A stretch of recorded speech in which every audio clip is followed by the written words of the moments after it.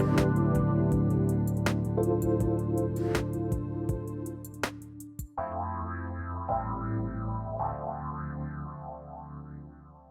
it's Monday again. It's time for another Finder of Lost Things with me, Hannah Velton. Hello, welcome, come in. I was going to say I've got a fire again so that I can tell my stories around the fire, but it's actually, we're coming into spring and it doesn't feel like we need so much of a fire quite yet, but do come in because I've got lots of stories to share today. It's going to be another jam-packed show. A lot of it's kind of been downloaded to me just this morning, so because of events that I'm going to talk about, so bear with me. Hopefully it'll all run smoothly. But first of all, I just want to catch up with Steve Homewood, who we met on, well, I told you the story about him last episode. Remember, he was the naturalist that I went walking with, who told me about his grandfather being lost in the jungle, in the Congolese jungle. Well, I talked to Steve during the week, and because we're talking about love this week, we're talking about the power of love, and also we're going to be talking about the power of the spoken word. Okay, so Steve told me this absolutely amazing story that I'd just really love to share with you because it's a real love story. So I'm not going to say too much, actually. All I have to say is that really, yeah, we're talking about love, we're talking about power, and we're talking about meaning. So this is an email from Steve, and it just sort of tells a beautiful love story, which I want to share with you. So, yes, love, true love is a powerful thing, he writes to me. My wife and I met via an accidental like on a nature post I put on Instagram. I was here in Lewes, which is in East Sussex, southeast of England, and she was in her native Venezuela. I clicked on her profile picture and it was like being struck by lightning. Her face was like a missing piece of the puzzle that my life was. Even though we didn't look alike and she was 25 years younger than me, I felt as if we had always known each other, perhaps long ago in another time. She felt the same and we chatted every day, all day, for 2 years, during which we discovered that our paths had crossed several times in England before we'd met on the internet. She'd been to England before to learn English and lodged with a friend of mine. And she visited a dental surgery a few years later in Brighton, and I worked there. But I was upstairs in a different department, and again, we missed making contact. It was as if the fairies were playing tricks on us. Since then, many other peculiar things have led us to believe there was a power at work that we have little knowledge of, and perhaps there is a kind of reincarnation in the universe, and indeed we had met and been in love before. We finally married in Venezuela, but I could only stay there for a week. A year later, after thousands more phone calls and video links, she arrived in England, and 2 more years later on, we're still very much in love that first day, and living together in Lewes. So I had actually asked Steve at some point, had he made an intention to meet his soulmate? And he said, yes, he had in 2016. So this must have been about a year before I met him. He'd actually read a book called The Secret. And it was all about the positive, bringing in things that you were wishing for. There was a particular way of doing it. And he said he'd just read this book, and then suddenly there was this mysterious accidental like on his Instagram. So I'll leave you to decide about that. But anyway, then also he mentioned, also he said, last week I read a scientific journal and was reminded of Einstein's and Newton's and Hawking's work and the theory of relativity, in which I was reminded that nothing can be added or taken away from the universe. What there is in our universe is all there is. One may die and one may be born, but what you are never goes. It just changes. A matchstick was once a tree. It is now dead, but that latent energy, when burnt, it changes to heat and light. Its ashes make plants grow, and it grows again, but maybe into a different plant. A star exploding in the cosmos does the same. Its components simply reform into other stars and give light and life again. Yes, maybe we all eventually, by luck or by magic, meet our true loves and lost ones again. So thank you to Steve and to Maria. I'm sure you can see their pictures up there. If you want to know more about Steve, his website is stevehomewood.com, and he's an absolutely beautiful man and has now have a beautiful wife, Maria. So that was just a nice little story to tell you for Valentine's Day. And actually, even thinking about there's several things in there that I can see are totally sort of Christian and I, our story, which is essentially a sibling love story. We had the intention was always there to find him, and I set out my intention to the universe, as we talked about last week, and this idea that we're destined to meet our soulmates eventually. And we have to keep, and I actually asked Steve if he had any advice about meeting, looking out for the soulmate or the one who you're going to be with. And he just said it's like looking out when you're looking at nature. So it's really looking, really listening and making eye contact with people and really noticing if there's anything that's between you. So I think that's beautiful advice. So we're just talking about spoken intentions, and I'm just going to tell you about the importance of speaking intentions rather than just thinking about them or writing them down. The act of speaking is such a powerful thing, and it carries a vibration. Like everything you say creates your reality. And I just want to take you back to 2015. So I had decided that I wanted to hold a 40th birthday party for Christian.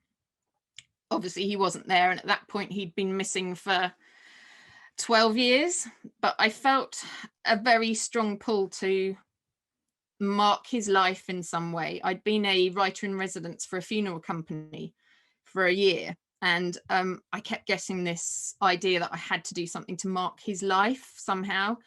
And yeah, my parents were a bit shocked when I said that's what I wanted to do, but I managed to persuade them. And I didn't want to call it a eulogy because I didn't feel it was a eulogy, but I made a speech about things that I had found leading up to Christian's party. And I just want to share a little bit about, the intention that I made, the spoken intention that I made to find him. So there was the first thing that I'd found before the party was Christian had painted a mural of, oh goodness, the name has just gone out of my head. Reggae star. Oh my God. Christian, where are you? It's totally gone. Anyway, this painting had actually been sold with the house that, so mum and dad had moved house, and the son of the people who'd bought the house had liked this image that Christian had on his wall up above his bed. And our parents actually left the painting with them when they moved. So I was looking for this painting, wondering and wanting to have it at the party, and I sort of said to mum and dad, where is it? And they told me the story about it being left behind with the new owners of the house. And I thought, I wonder if they've still got it. It's a very long chance that they have it. But I wrote to them I wrote a letter to them, and the father wrote back and said that they still had this painting. They still had it. And so I went along to collect it. So I met this man, and he was so relieved that they hadn't thrown out the picture or burnt it or something. So we had this, like, it was pretty impossible, but 12 years later we had this painting back from that Christian had painted. And the other thing that I'd found just before the party was there was a mungo, I don't know if I've got it here even. Oh yeah, I do. There was this book that Christian, that's how he found Mungo Park, who he followed in the footsteps of Mungo Park on his trip to Africa. And I couldn't find this book anywhere, and I was desperate to find it because it's full of notations that Christian wrote. And I was looking for it on all my bookshelves, and I had in my head that it was this blue cover and, you know, blue spine to look for, and I couldn't find it. Anyway, eventually I found it, and as you'll see, it has a red spine, and like it was there all along. Anyway, so I'll just read you a little bit of the speech that I made. So one thing we found after 12 years, something we didn't think was possible, which was the painting. Another thing found which had eluded us all, even though we'd searched high and low, which was the book. And of course, you can guess what I hope will be the third lost thing we find. And obviously that was going to be Christian. And I say, before I go any further, I'd like to explain what I'd like everyone to do after we've toasted Christian. When I was making the playlist for the party, I went through all of his cassettes to find his favourite artists and songs. While listening in the car to the mix I'd made on a long journey to the National Funeral Exhibition, yeah, a long story, I'd had a vision of us all here holding hands in a circle while Lenny Kravitz's Let Love Rule was playing. I remember Christian playing it over and over again while he tried to get the notes and rhythm on his bass guitar. It seemed the only music to play. So it feels right to ask you in a minute to join together and send positive thoughts to Chris and get him to come home. For whatever reason, we still think he's out there on his way home, just not with any urgency. He probably doesn't even realise the grief he's been causing. Yeah, and then I just sort of made a toast to Christian, my brother, and then all the nicknames that everyone knew him there as, and we miss you so much, and please come home soon. So that was the speech that I made. That was my first spoken intention to find Christian. And as I said, we'd found the picture and the book, and the next thing to find was Christian. Yeah, so really the intentions are so important, and that sending that power of love out from you.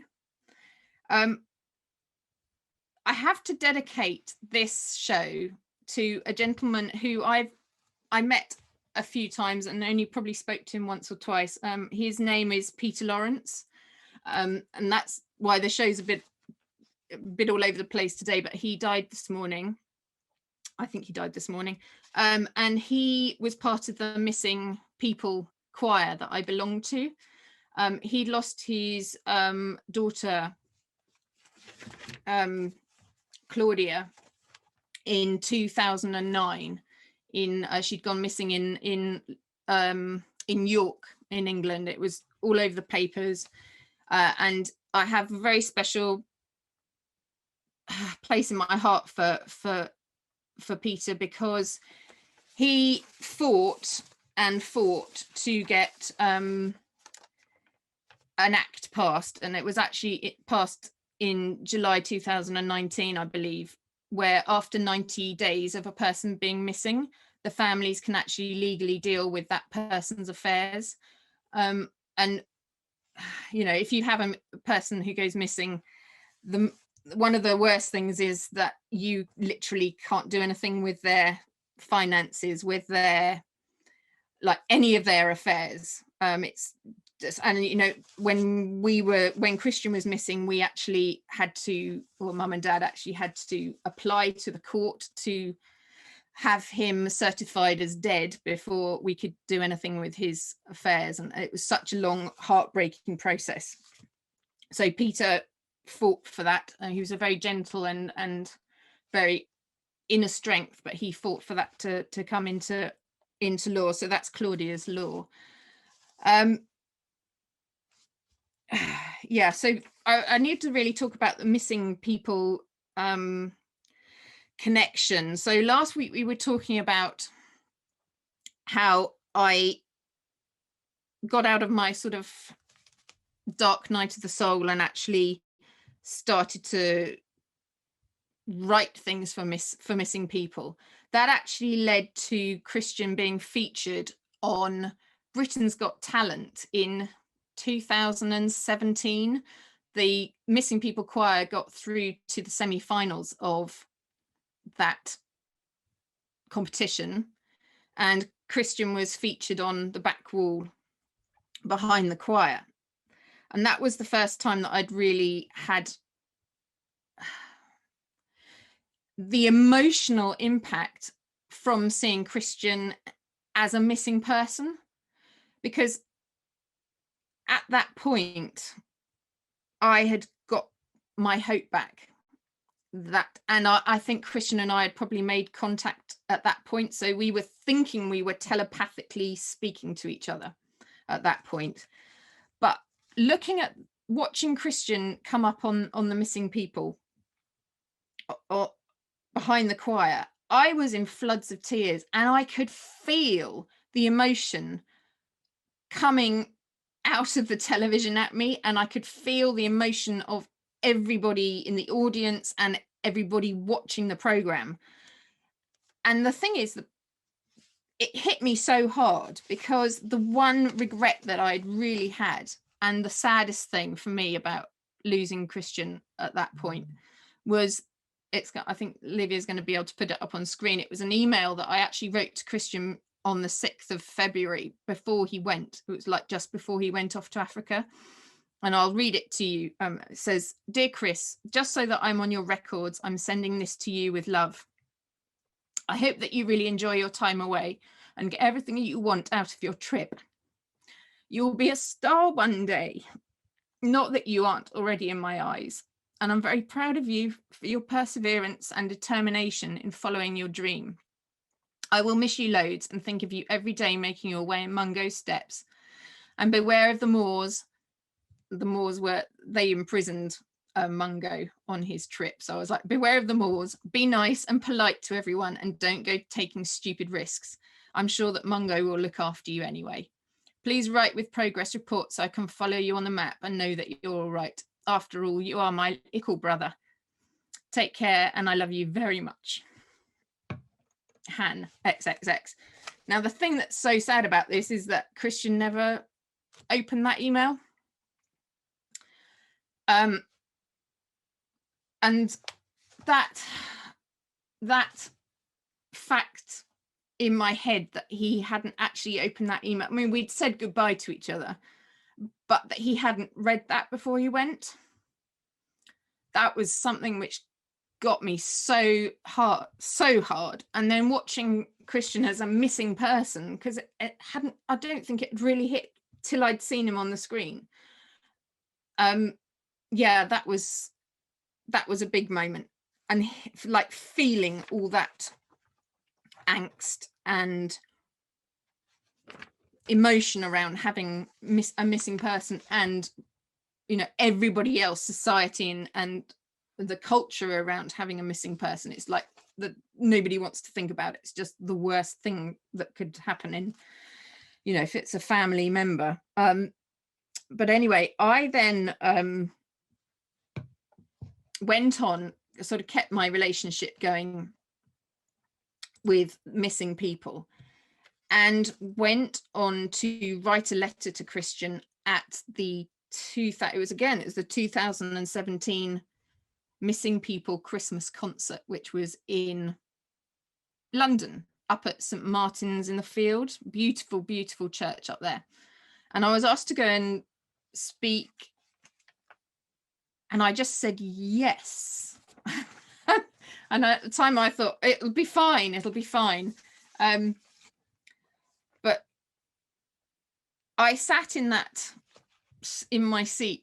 My mum and dad came up with me, and I sat in that seat, and I'd already tried to do a talk through just to test the microphones, and I couldn't get further than the first sentence without bursting into tears. And I thought, how on earth am I ever going to be able to do this? And I'll just read you, actually before the concert, I'd actually been asked by the Daily Telegraph. It was the Missing People was part of their Christmas appeal. So I actually did an interview with the newspaper. And the last question, and it was, I think the headline was, have faith that she will find her brother. So at that point, I really was believing that I was going to find Christian. I had absolute faith in it. But the last section, literally the last bit of that article, I was asked, you know, am I fearful of all the complications that, like, if he suddenly turns up, which is what I was saying in the article, like, are you aware of all the complications that will bring with it?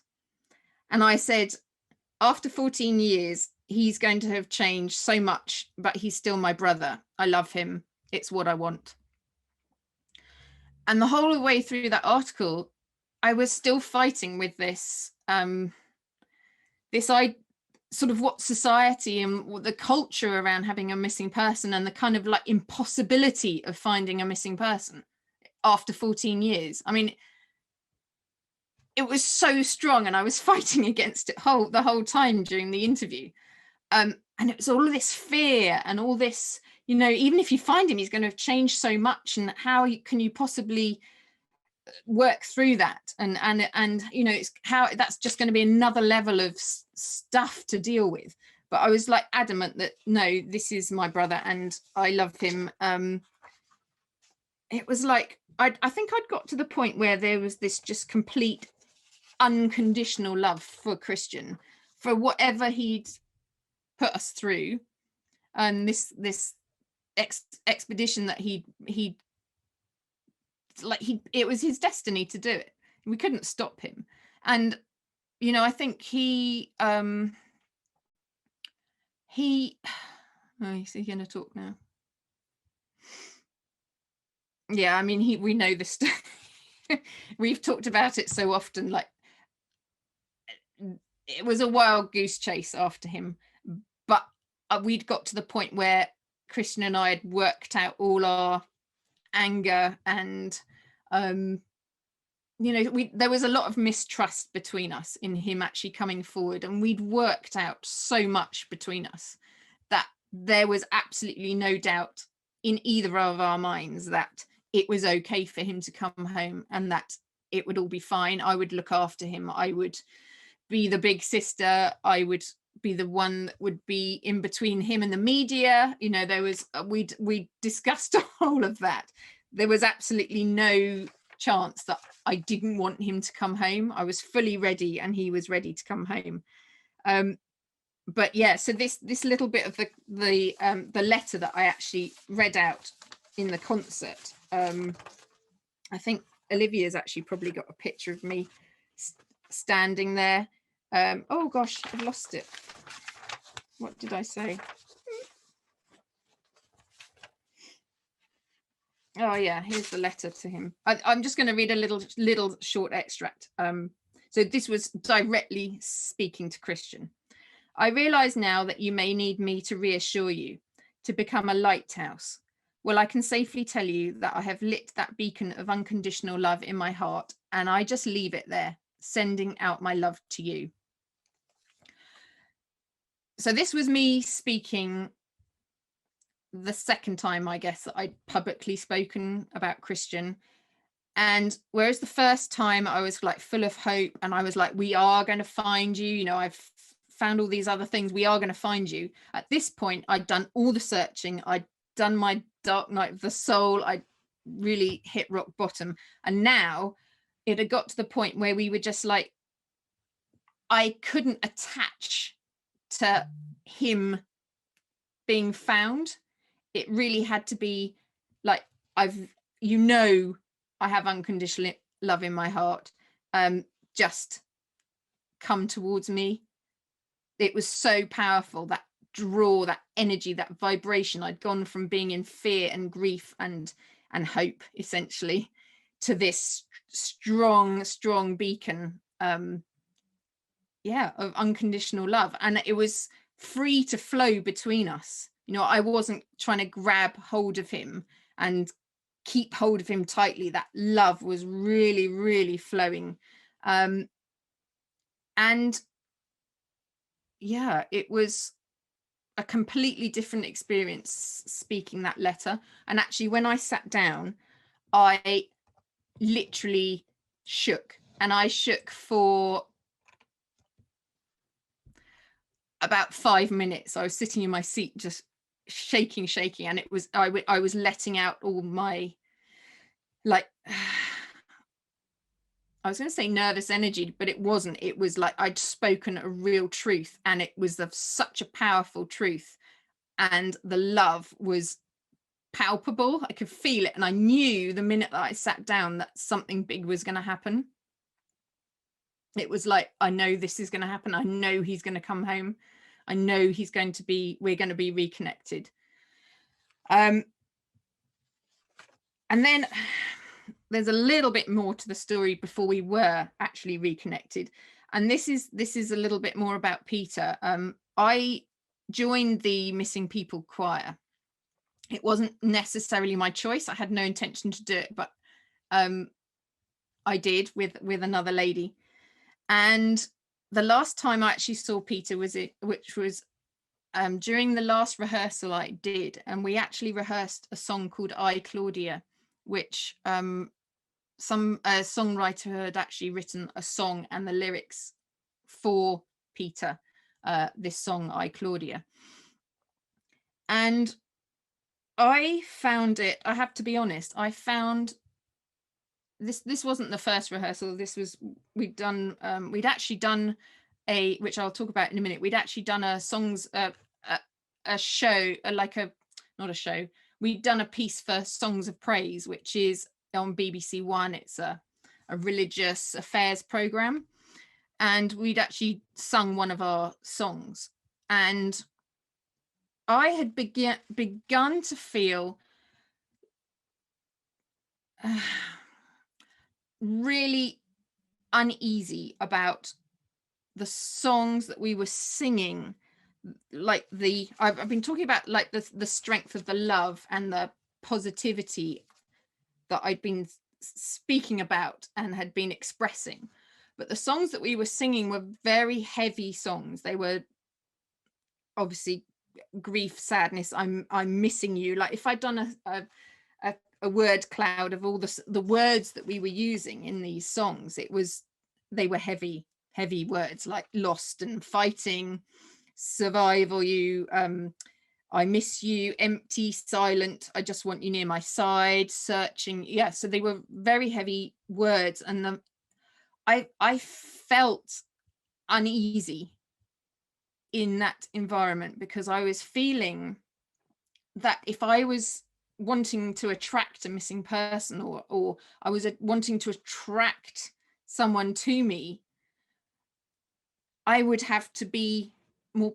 positive, but the love would have to be higher and more greater than the fear and the missing them, like, to attract them in. You know, and we've seen from Steve's story, and the little bit extra that I've got to tell you, it is really about attracting, having a high vibration, being strong yourself, and then attracting what you need and want to you.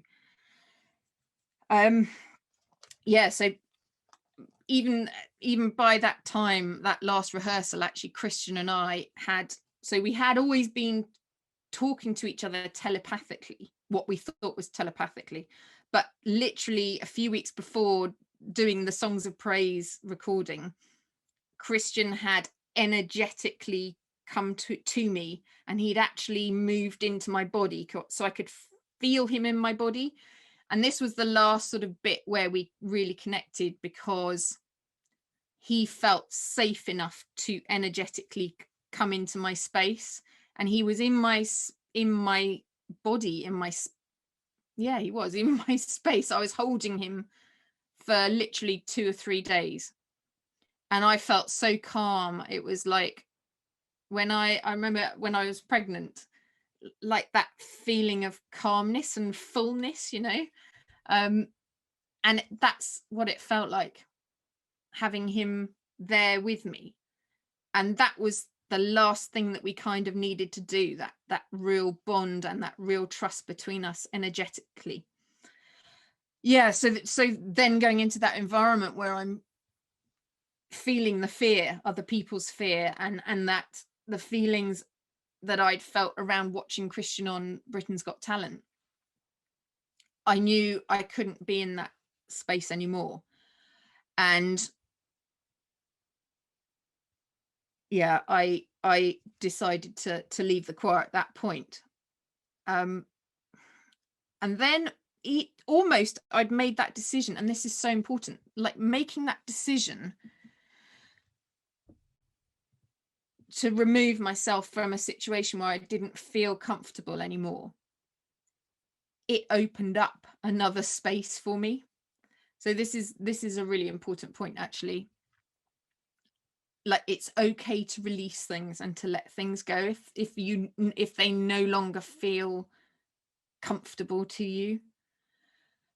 And actually, it was almost a few days later, I went on holiday, and I was walking along a coastal path, actually in Cornwall, and one of my guides, I was like literally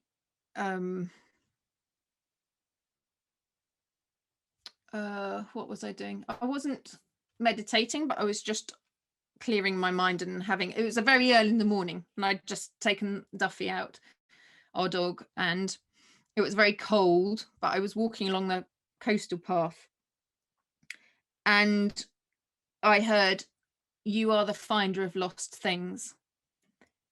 It is a great responsibility." And I'd heard other phrases and things before that I didn't understand, but I thought, oh, okay, that sounds quite serious.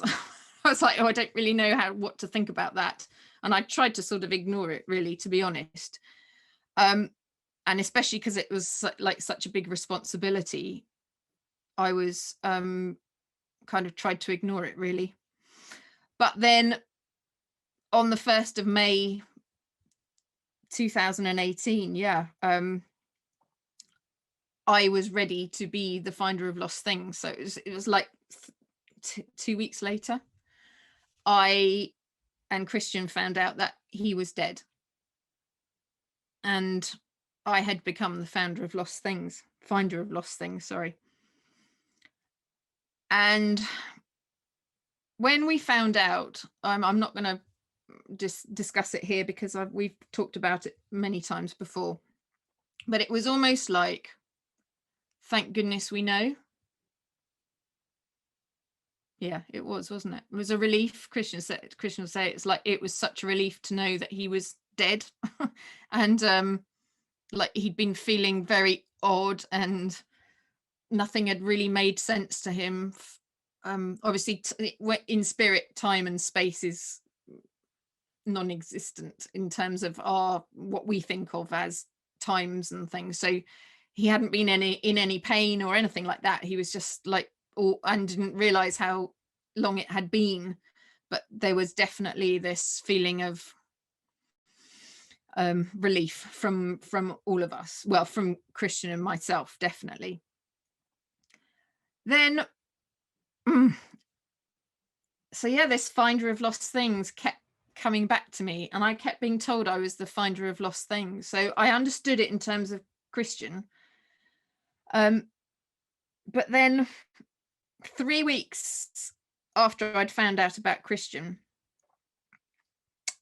Harry and Meghan Markle got married, and I was watching the ceremony, and this, I'm sure anybody who saw it, I'm sure you will remember the sermon that was delivered by the Most Reverend Michael Curry. He was talking about obviously the power of love, and he was so enthusiastic and so, like, he was like an orator. I was hooked by him. But there's just a few. I've got the article here about it, and I just want to read a few little bits about it. So he says, there's power in love. There's power in love to help and heal when nothing else can. There's power in love to lift up and liberate when nothing else will. There's power in love to show us the way to live. And then he says, there's a healing balm It's something that can make things right. And it is, there's a balm to make the wounded whole. That's what love is. Love is not selfish and self-centered. Love can be sacrificial, and in doing so becomes redemptive. And that way of unselfish, sacrificial, redemptive love changes lives, and it can change this world. And then he ends that, oh yeah, this is important. He ends with making this, he was talking about fire, and fire being one of the greatest scientific and technological discoveries in all of human history. And he was saying, like, if humanity ever harnessed the energy of fire again, if humanity ever captures the energy of love, it will be the second time in history that we have discovered fire.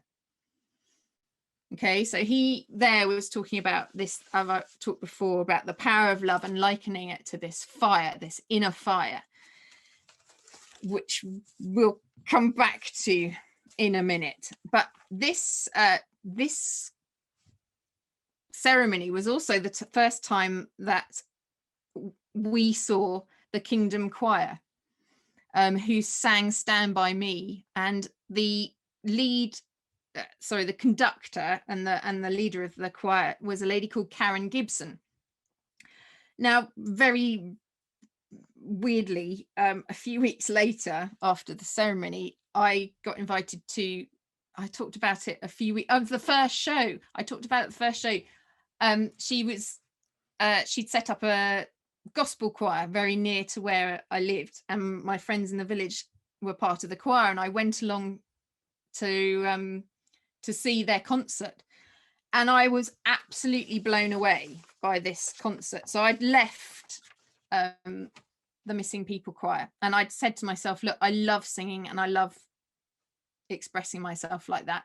I need to find another choir. I'd set out the intention to find another choir, and then blow me, the lady who's has this amazing Kingdom Choir, I go to their concert and she blows me away, Karen. She was talking about obviously God and love and the truth and the power of love, and there was elements of being lost and found, and this whole concert spoke to me, and I was up dancing around and singing and clapping. I mean, it was the most joyous thing. It was like, if you could put that on prescription, it should be on prescription, because it was incredible, and like the whole house was jumping with love and power. It was amazing. So I joined the choir and Karen had actually, by that, she had left. That was her last concert with the choir, and actually that was when I met Laura, who you met in the first episode, who sings our beautiful theme tune, Great White Shark. But anyway, this was Karen's last show, because she, as you know, then went on to get a record deal with Sony, and they're all around the world, the Kingdom Choir, or they were straight after the show, doing the ceremony, sorry. So I joined the choir, and then the first season that I did with them, the songs were all about one of them in particular, which got me, was I Shall Wear a Crown, and it was all about the lyrics were, when it's all over, I will put on my robe and tell my story, how I made it over, as soon as I get home. And the songs that we were singing, they were so pertinent to me. And it was like, after finding Christian, which I thought was going to be, in fact, we both thought that was going to be like the final bit. It's like, oh, we've found each other. We know what's happened. It's all kind of sorted. You know, we'd found some peace. But actually, what happened afterwards was like, we talk about it as a second mountain. It was literally like a second mountain that we had to climb to come to, like, tell our story essentially, and show everybody what had happened, and to show the power of love, and to show that the impossible can happen. And you know, I'm not going to sort of talk about it now. I will at some point, but that was like, it was like a second mountain to climb, and I needed a huge amount of inner fire and inner love to be able to do that, because so much fear and crap came at me.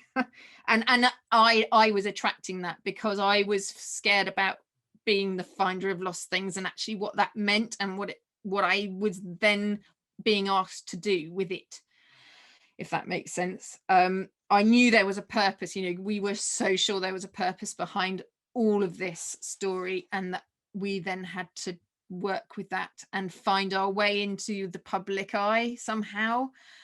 But all of these songs and that gospel singing was what I needed.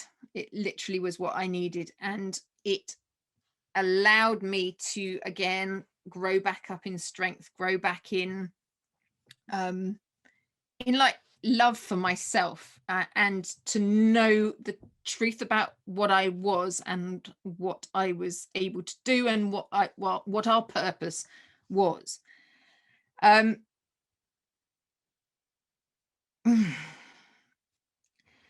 I'm taking a deep breath here, because this week for me has all been about coming to terms fully with being the finder of lost things. And I know it's the title of this show, but I'd almost like converted it into, it's for you, the audience, to be exploring, you know, finding your lost things. But actually this is me making a statement, and I've just this week worked out what it was all about. So anyway, this week I have been looking at something called the soul purpose system, which uses this, we're talking about like the power of the spoken word here.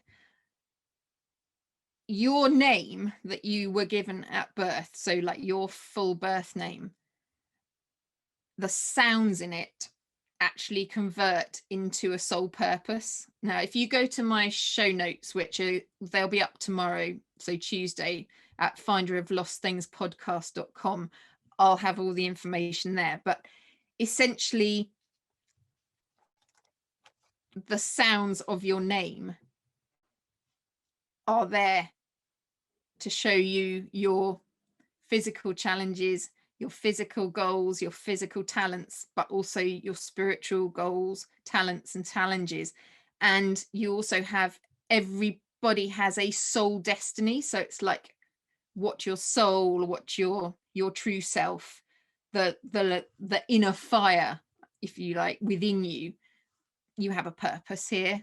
You were born into this earthly life to fulfill a soul destiny. Okay, you were here to grow, to expand, not to be stuck and fearful, and like I was, you know, we're not here to be stagnant. We're here to be growing.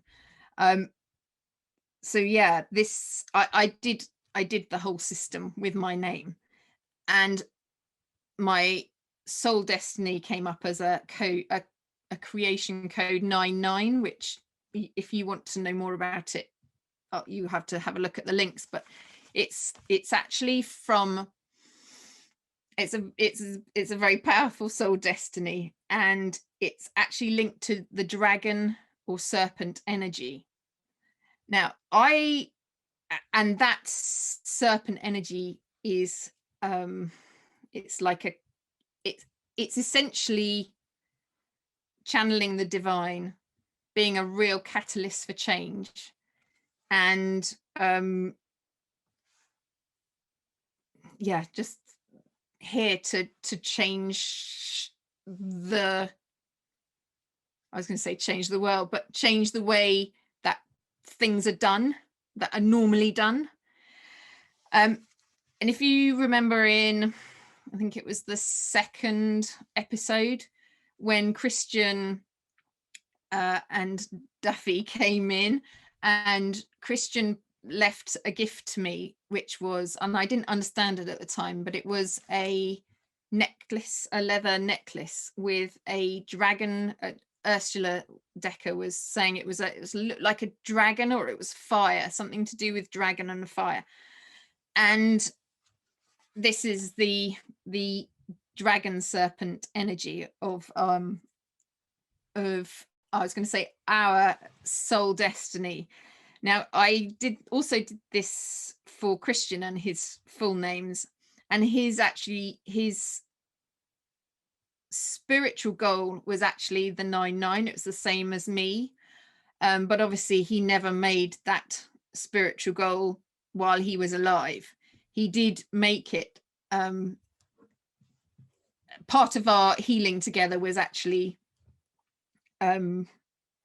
getting him that 9-9. That's to that point where he was the wisdom and the bringing new things into the world. But actually his soul destiny was 11-2, which is actually as a rock and as a support and as a like he knows the polarity of life and death. He knows, he's kind of got the game that this earthly existence is all about, and his soul destiny was to be the rock and the support to bring that through. So what I'm trying to say is that Christian and I have he's fulfilled his spiritual goals. I have fulfilled my spiritual goals. The only thing we haven't done is actually step into our soul destiny. And that is for me to be the finder of lost things, period. Like, I have to do it now. And Christian's soul destiny is to be the rock, the support, and my sidekick as we go forward and we tell this story to more and more people, and to reach more and more people. And as the finder of lost things, I have to own this, and I'm here to help people who are in the same state that I was in. So yeah, this element of, yeah, as I said before, it's like being lost, being stuck, being unsure, being like knowing there's this something bigger for you, knowing there's a purpose here for you, but you just don't know what it is. Or you're in such deep grief and you're living a life where you don't think things are possible anymore. And a lot about this coming out as the finder of lost things is like standing up despite everybody saying, that's rubbish, that's nonsense, who do you think you are? It's like being brave, and it's purely loving yourself. It's purely loving yourself, loving your true self, owning your true self. It's like not caring what anybody thinks. Obviously, there are going to be some people that, you know, will hate what I'm saying. They're going to really, really react to it. There's another percentage you're going to be whatever, you know, it's your life, on you get. But I'm talking to the people who this really resonates with. And the other thing is that about we're talking about attracting love in and things like that. You can't be attracting love in if you're not attracting, if you're not giving out love. And giving out love you can only do if you love yourself. I'm always given this, so who I would call the creator, who is God, source, the universe, that's the creator to me. The creator and I, we work together. We created the emergency grief kit, which is freely available from my website. for example. We've created a lot, but that's something that that's freely given. So the creator, I've completely lost my track now.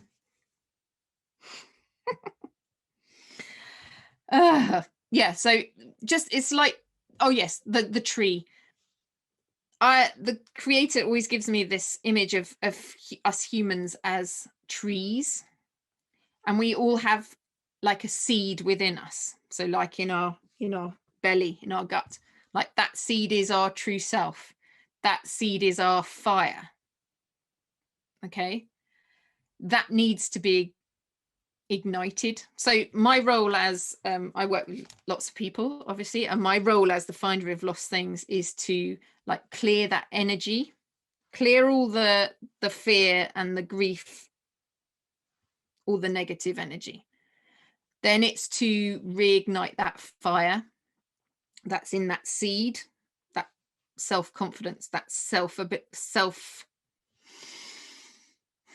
self-image, like that positive self-image. And the third part of my work is about pointing that power in the right direction. So that seed, like you put the roots down, which is family, community, nature. It's your support. It's your, like, what makes you really strong. Okay. And then you start, and your guides, and like being supported and loved. And then your trunk is yourself. And that's what gives you the inner strength, and it grows and it grows and it grows. And it almost like dissipates all the negative energy. Like love is such a powerful force that fear just can't fight it. Once you start opening up and you start being like really using that power and that fire and that love, like it takes on a life of its own. It really does. And it starts to attract goodness to you. And then once you've got that strong trunk, then you get the branches and the leaves, and that's all like your direction and your purpose, and you're giving out and receiving. Okay, so there's this real, it was just important for me at this point to publicly say I am the finder of lost things, and that will make everything possible. All the purpose, all the things that Christian and I want to do, like, and all the good that we want to bring into the world, and all the fear and grief and heaviness, we want to work against that in a positive way. Yeah, that's all I really have to say. One thing I would like, if we've got regular listens to this podcast, I'd really love it if you could, because we're so new, but if you could make your way to iTunes and leave a review, that would be amazing, because that will help with the expansion of this podcast. But I really do feel like, I know when I sat down, I said I sat down after doing the speech in the church about Christian. It's like that shake. I knew it was releasing stuff. So yeah, I feel relieved to have done that. So thank you very much for listening. I hope you've got something from this. And just remember, the more love you have for yourself, the more you can give out, and then the more you can receive and attract. So lots of love, and I'll talk to you next week. Okay, bye-bye.